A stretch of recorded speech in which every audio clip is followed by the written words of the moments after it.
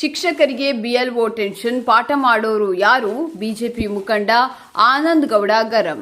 ನಮಸ್ಕಾರ ವೀಕ್ಷಕರೇ, big news ವಿಶೇಷ ಬುಲೆಟಿನ್ 19ಗೆ ಸ್ವಾಗತ.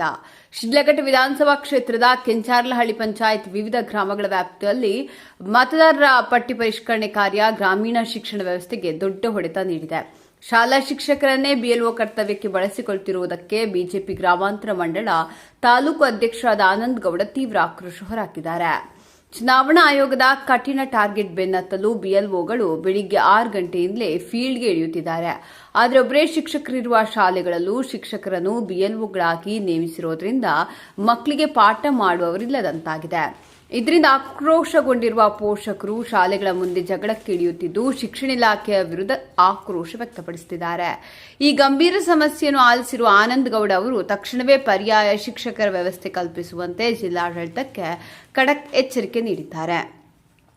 ಆನಂದ್ ಗೌಡ ಬಿಜೆಪಿ ತಾಲೂಕು ಅಧ್ಯಕ್ಷರು ಮಾತನಾಡಿ, ನಾವು ಕೆಂಚಾರ್ಲಹಳ್ಳಿ ಗ್ರಾಮ ಪಂಚಾಯಿತಿ ಕ್ಷೇತ್ರಕ್ಕೆ ಭೇಟಿ ನೀಡಿದಾಗ ಬಿಎಲ್ಒಗಳ ಕಷ್ಟ ಬೆಳಕಿಗೆ ಬಂದಿದೆ. ದಿನಕ್ಕೆ 50 ಜನರ ಲೈವ್ ಲೊಕೇಶನ್ ನೀಡಬೇಕೆಂಬ ಟಾರ್ಗೆಟ್ನಿಂದಾಗಿ ಅವರು ಪರದಾಡ್ತಿದ್ದಾರೆ. ಒಬ್ಬರೇ ಶಿಕ್ಷಕರಿರುವ ಶಾಲೆಗಳಿಂದ ಅವರನ್ನೇ ಕರೆದುಕೊಂಡು ಹೋದರೆ ಆ ಶಾಲೆಗೆ ಬೀಗ ಹಾಕಬೇಕಾಗ್ತದೆ.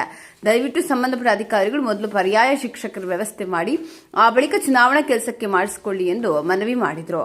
ಇಲ್ಲಿಗೆ ಈ ವಿಶೇಷ ವರದಿ ಮುಕ್ತಾಯವಾಗ್ತದೆ. ನಿರಂತರ ಸುದ್ದಿಗಳಿಗಾಗಿ ನೋಡ್ತಾ ಇರಿ ಫೈರ್ ನ್ಯೂಸ್ ಕನ್ನಡ ವಾಹಿನಿ. ಮತಗಟ್ಟೆಗಳನ್ನು ನಾವು ಸಂಪರ್ಕ ಮಾಡಿದಾಗ ಅಲ್ಲಿನ BLOಗಳನ್ನು ಯಾರು ಎಲೆಕ್ಷನ್ ಕಮಿಷನ್ನಿಂದ BLOಗಳ ನೇಮಕಗೊಂಡಿದ್ದಾರೆ ಅವರನ್ನು ಸಹ ಸಂಪರ್ಕ ಮಾಡಿದಾಗ ನಮಗೊಂದು ಲೋಪದೋಷಗಳು ಅವರ ಹಳದನ್ನು ಹೇಳ್ಕೊಂಡ್ರು ನಮ್ಮ ಹತ್ರ.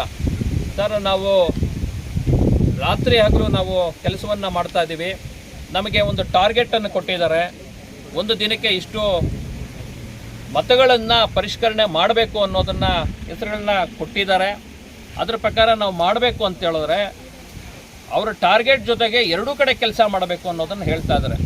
ಈಗ ಶಾಲೆಯಲ್ಲಿ ಒಬ್ಬ ಶಿಕ್ಷಕ ಇರ್ತಾರೆ, ಆ ಶಿಕ್ಷಕರನ್ನು ಸಂಬಂಧಪಟ್ಟ ಹಾಗೆ ಇನ್ನೊಂದು BLO ಆಗಿ ಇನ್ನೊಂದು ಮತಗಟ್ಟೆಗೆ ಅವ್ರನ್ನ ನೇಮಕಗೊಳಿಸಿರ್ತಾರೆ. ಶಾಲೆ ಒಂದು ಊರಲ್ಲಿ ಇರ್ತದೆ, ಇವರು ಕೆಲಸ ಮಾಡ್ತಾ ಇರ್ತಕ್ಕಂಥದ್ದು ಒಂದು ಊರಲ್ಲಿ ಕೆಲಸ ಮಾಡ್ತಾ ಇರ್ತಾರೆ.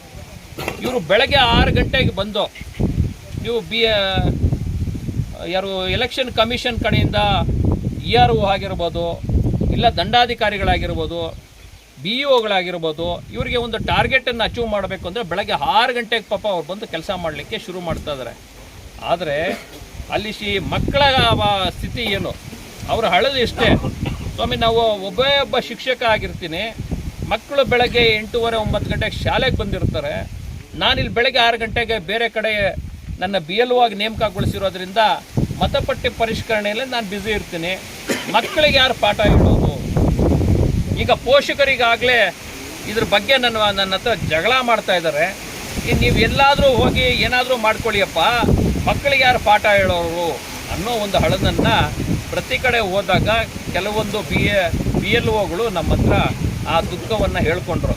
ಹಾಗಾಗಿ ಸಂಬಂಧಪಟ್ಟ ಅಧಿಕಾರಿಗಳು, ಯಾರು ದಂಡಾಧಿಕಾರಿಗಳು, BEOಗಳು, EROಗಳು, ಸಂಬಂಧಪಟ್ಟ ಜಿಲ್ಲಾಧಿಕಾರಿಗಳಲ್ಲಿ ನಾವು ಮನವಿಯನ್ನು ಮಾಡ್ತೀವಿ.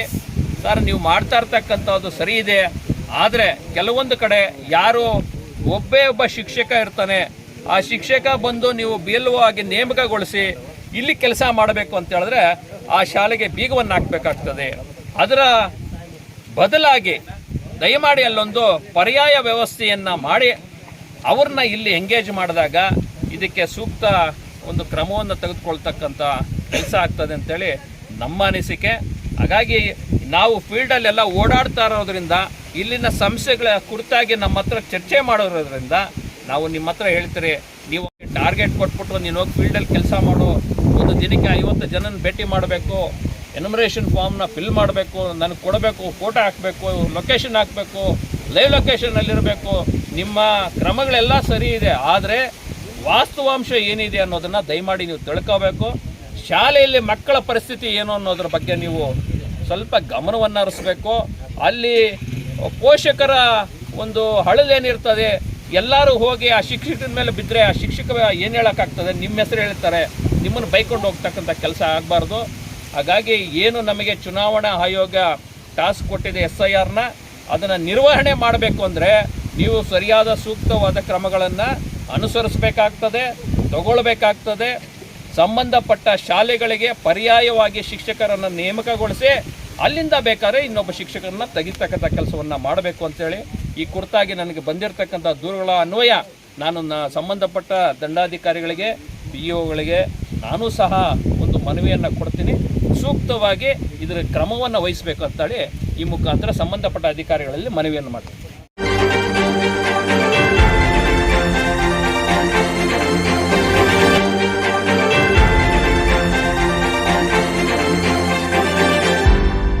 ನೀವು ನಮ್ಮ ಚಾನಲ್ಗೆ ಸಬ್ಸ್ಕ್ರೈಬ್ ಆಗಿಲ್ಲ ಅಂದರೆ ಈಗಲೇ ಸಬ್ಸ್ಕ್ರೈಬ್ ಆಗಿ ಪಕ್ಕದಲ್ಲೇ ಇರುವ ಬೆಲ್ ಐಕಾನ್ ಕ್ಲಿಕ್ ಮಾಡಿ. ಮತ್ತಷ್ಟು ಅಪ್ಡೇಟ್ಗಳಿಗಾಗಿ ಫೇಸ್ಬುಕ್, ಇನ್ಸ್ಟಾಗ್ರಾಮ್, ಟ್ವಿಟರ್ನಲ್ಲಿ ಫಾಲೋ ಆಗಿ.